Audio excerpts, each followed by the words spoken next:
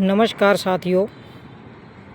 दोस्तों, आज मैं एफएम बूस्टर को लेकर एक छोटी सी अपडेट लेकर आया हूं। आप जो ये सामने देख रहे हैं, ये तीनों ही एफएम बूस्टर हैं। ये वाला और ये जो मैंने केरला से मंगवाया था, और इसको मैंने घर पे बनाया है। इसको भी घर पे बनाया है और इसको भी मैंने घर पर तैयार किया है। तो दोस्तों, इसी के बारे में आज चर्चा करेंगे कि मैंने कैसे इसको बनाया और क्या ये वर्क कर रहा है कि नहीं कर रहा है। तो साथियों, मैं आपको बता दूं कि सबसे पहले मैंने YouTube पर कोई वीडियो देखकर ये वाला सर्किट बनाया था एफएम बूस्टर का। तो साथियों, इसमें जो ट्रांजिस्टर लगा हुआ है, ये ब्लैक कलर का आप देख पा रहे हैं, ये वाला, ये 2570 है, जो मेरे यहाँ लोकल मार्केट में ईजिली अवेलेबल नहीं है। तो मैंने नेट पर सर्च किया और जिस दुकानदार से मैं सामान ख़रीदता हूँ, उन्होंने भी मुझे बताया कि गूगल पर सर्च कर लो, सेम वैल्यू वाला काम कर जाएगा। तो मैंने जब सेम वैल्यू सर्च किया तो गूगल पर आया कि N2/Y या 2N/Y है शायद, 2A/Y। तो मैं उसके साथ के 10 ट्रांजिस्टर लेके आया था। लेकिन जब साथियों मैंने उसको इसमें सोल्डरिंग करके इसका टेस्टिंग किया तो मुझे कुछ भी इसका लाभ नहीं मिला। तो फिर मुझे लगा कि बिल्कुल जो इसमें 2570 बताया हुआ है वही इसमें लगाएंगे तो शायद ही तैयार होगा, अच्छे से वर्क करेगा।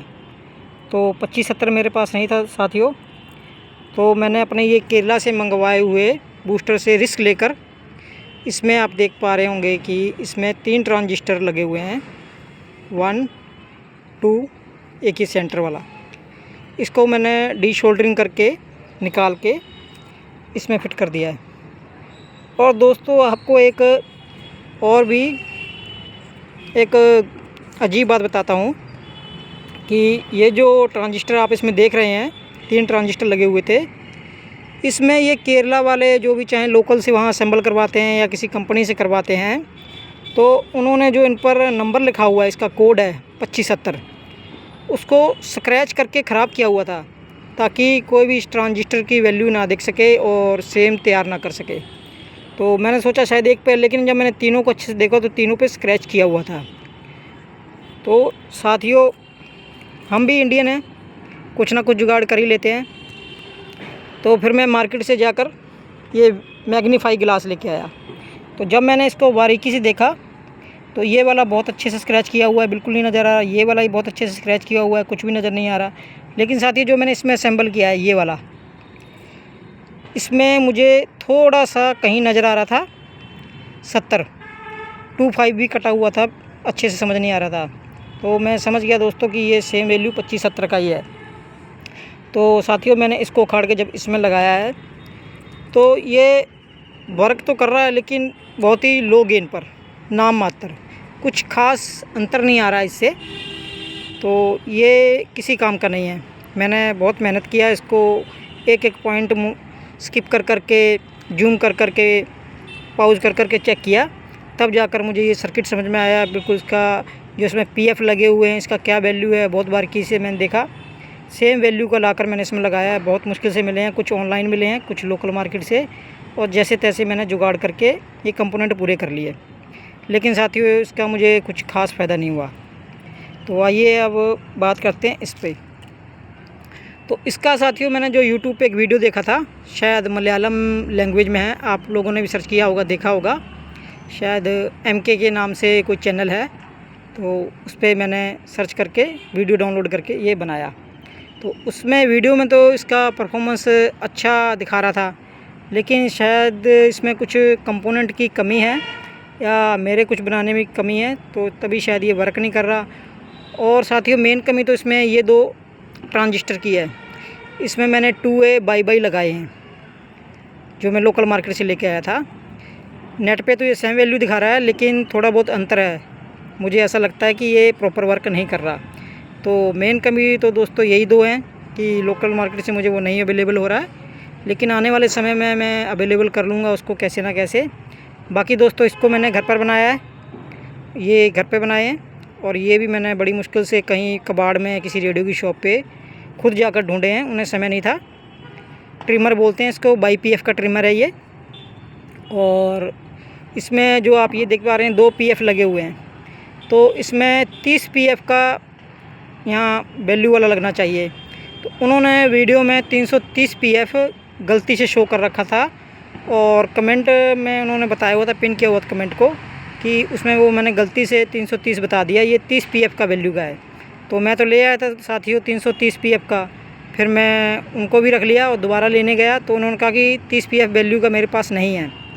तो फिर जुगाड़ करके मैंने इसको एक 22 PF और 10 PF को दोनों एक साथ ज्वाइंट करके लगा दिया, तो ये 32 PF हो गया। इतना थोड़ा बहुत ऊपर नीचे चलता है।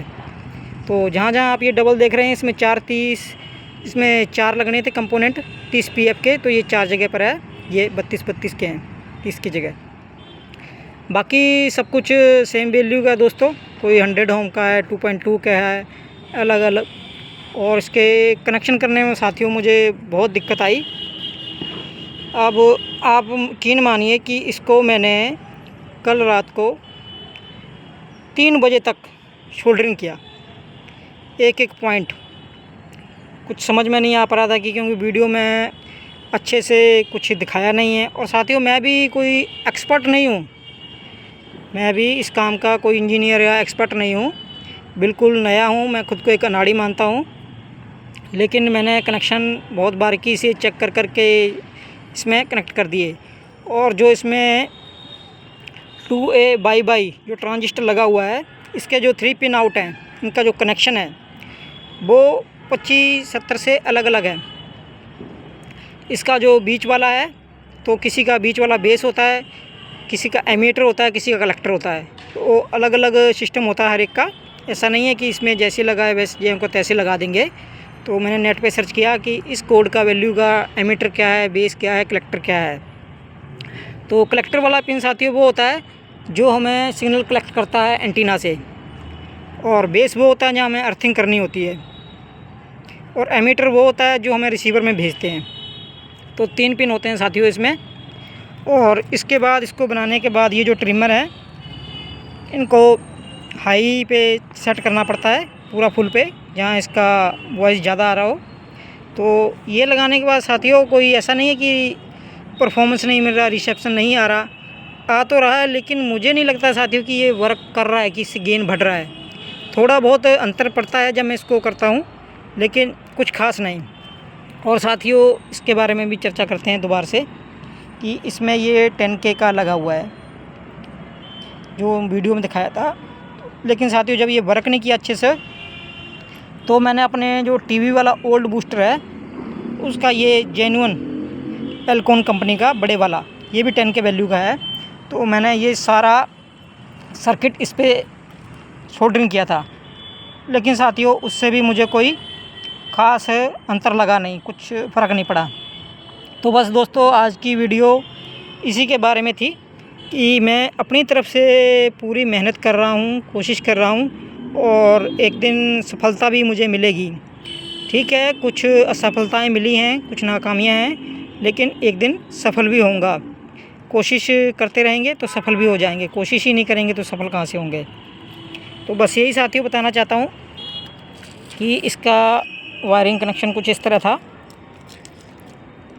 ये वाला, ये 9 वोल्ट की बैटरी मैंने कनेक्ट किया था ये। और साथियों ये वाला एंटीना से है, ये इनपुट है, और ये 2 दिख रहे हैं ये आउटपुट है। कुछ इस तरह इसका कनेक्शन था, और आप देख सकते हैं इसको मैंने बहुत छोटे छोटे बारीक तार काट के बहुत बारीकी से, कभी पॉइंट देख कर वहीं सोल्डरिंग किया है, देख सकते हैं। अगर ये एक परफेक्ट पीसीबी होता, बिल्कुल पॉइंट इसी का होता है FM बूस्टर का, तो बहुत इजी होता है इसको सोल्डरिंग करना। बस सिर्फ सोल्डरिंग करना होता है, पॉइंट तो देखने की ज़रूरत नहीं पड़ती। तो साथियों एक छोटी सी अपडेट लेकर आया हूँ। अब देखो मेरा कब दिल्ली जाना हो, जल्दी ही जाऊँगा, जैसे ही कोई सिस्टम बनता है तो उसके बाद ही मैं आपको कोई नई अपडेट देता हूँ। बस ये छोटी सी अपडेट थी साथियों। धन्यवाद।